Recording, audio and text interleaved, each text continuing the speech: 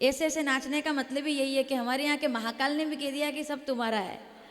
हमारे महाकाल ने यह सिखाया है, क्योंकि सृष्टि के प्रारंभ में जब नृत्य किया था ब्रह्मपुत्री वाणी प्रकट हुई थी। अब इसको थोड़ा ठीक से समझेंगे, ब्रह्मपुत्री नहीं, ब्रह्मपुत्री वाणी प्रकट हुई, ब्रह्मपुत्री तो वाणी तो थी। अब आप देखिए, और देखिए अच्छा सुनने को मिलेगा, क्योंकि महाराज जी तो व्याकरण शास्त्र के परम आप ज्ञानी हैं। तो थोड़ा सा मैं कहूँ आपसे कि वो ब्रह्मपुत्री वाणी को प्रकट किया उन्होंने कि जगत के लिए वाणी प्रकट हो, तो वाणी तो आ गई, लेकिन ताल नहीं था, सुर नहीं था, व्याकरण नहीं थी, शब्द नहीं बन रहे थे, वो बोल नहीं पा रही थी। तो शंकर जी ने पहले तो तांडव नृत्य किया, नटराज के रूप में प्रकट हो गए महादेव, और उन्होंने पहली बार डमरू बजाया। जब डमरू बजा तो 14 सूत्र उससे प्रकट हुए, और वही 14 सूत्र महर्षि पाणिनि के द्वारा व्याकरण बन करके कहीं संगीत और कहीं संस्कृत के रूप में प्रकट हुए। वो जो हम संस्कृत में ऐ उण ऋल ऋक महाराज जी के सानिध्य में पढ़ते रहते हैं, ये वही 14 सूत्र है जो हम श्रवण करते हैं। ऐ उण से लेकर के हल तक ये 14 सूत्र है। तो चाहे वो ग ड द स हो या जब गड़दश हो, ये सब वो सूत्र थे जो एक साथ उन्होंने डमरू बजाया ना। तो जब डमरू बजा तो मन के पड़े तो उससे लय।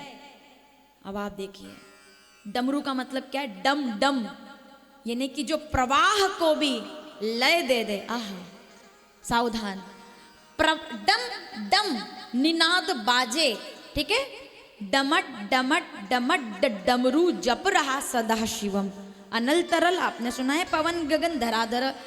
जो प्रवाह को भी लय दे दे, वही विश्वनाथ डमरू बजा सकते हैं, जिनमें इतना सामर्थ्य है।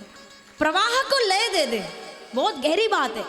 डमडम का मतलब है प्रवाह, और उसको लयबद्ध कर दिया, डमरू बजाया, सूत्र प्रकट कर दिए। और वही सूत्र महर्षि पाणिनि ने प्राप्त किया, और वही सूत्र एक बार त्रेता जुगमाई शंभु गए कुंभज ऋषि पाई, अगस्त मुनि ने पाया। तो उन्होंने प्राचीन भाषा तमिल का सूत्र उससे प्रदान कर दिया। उनको शंकर जी से तमिल का वो सूत्र प्राप्त हुए, तो उसी से प्राचीन भाषा तमिल के सूत्र प्राप्त हुए।